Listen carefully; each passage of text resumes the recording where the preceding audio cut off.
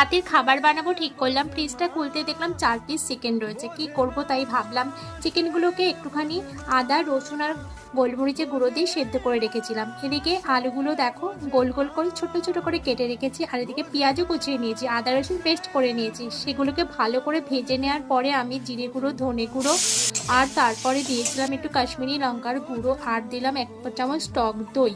সব কিছু দিয়ে কিন্তু 5টা লঙ্কাও দিয়ে দিলাম তার মধ্যে। এবার ভালো করে কষিয়ে নিলাম।